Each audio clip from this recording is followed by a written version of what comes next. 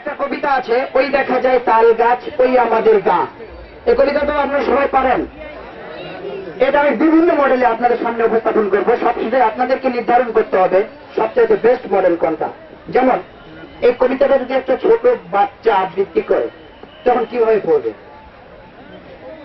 ওই দেখা যায় তাল গাছ ওই আমাদের গা, ওইখানেতে বাস করে কানা বগিচা।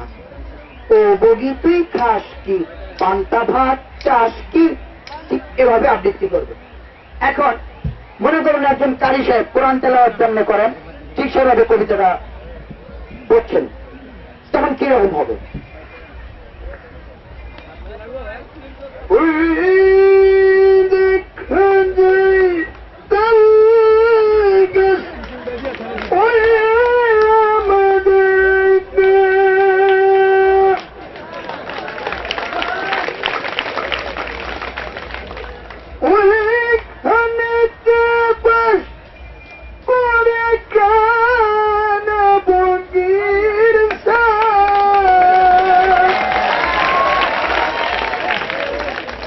দর্শক মন্ডলী, আবার যদি কোনো ওয়াজ মাহফিলে কোনো বক্তা ওয়াজের মতো করে বলেন কবিতাটা, তাহলে কিভাবে বলবেন?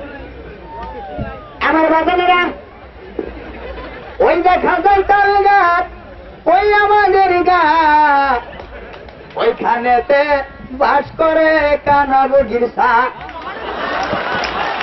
আমার সর্দার আড়ালের মা বোনেরা, আমি বগিরে জিজ্ঞাইলাম, ও বগি তুই খাস কি, পান্তা ভাত চাস কি? বগি কান্দে কান্দে কই, পান্তা আমি খাই না, পুটির মাছ পাই না, একটা যদি পাই অমনি ধরা গাপুস গুপুস খায়। ধরে বলেন মার হাবা, আরো যেরকম মার হাবা। আবার এই কবিতাটা একজন রাজনৈতিক নেতা যখন রাজনীতির মঞ্চে জনসভার মঞ্চে ভাষণ দিতে দিতে বলবেন, তখন কিভাবে বলবেন? সংগ্রামী ভাই বোনেরা আমার, ওই দেখা যায় তাল গাছ ওই আমাদের গ্রাম, ওইখানেতে বাস করে কানা বগিচা। আমি বইকে প্রশ্ন করলাম, ও বগি তুই খাস কি, পান্তা ভাত চাস কি? তাৎক্ষণিক ভাবে ক্ষিপ্ত হয়ে বগি আমাকে উত্তর দিয়েছিল, পান্তা আমি খাই না, পুটির মাছ পাই না, একটা যদি পাই অন্যি ধরে কাপুস গুপুস খাই। আপনারা আমার সাথে একমত? সম্মানিত দর্শক, আমাদের এই দেশ বাংলাদেশ, অলি আল্লাহর বাংলাদেশ, তাই না? যেমন একটা গান আছে না, এই অলি আল্লাহর বাংলাদেশ, এই শহীদ গাজীর বাংলাদেশ, রহম করুন আল্লাহ, কবুল করুন আল্লাহ।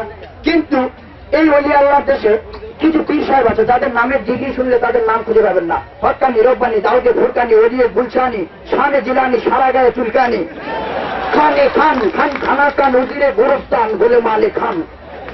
এইরকম কিছু ভণ্ড বাবা, ভণ্ড পীরের দরবার আছে, তাই না?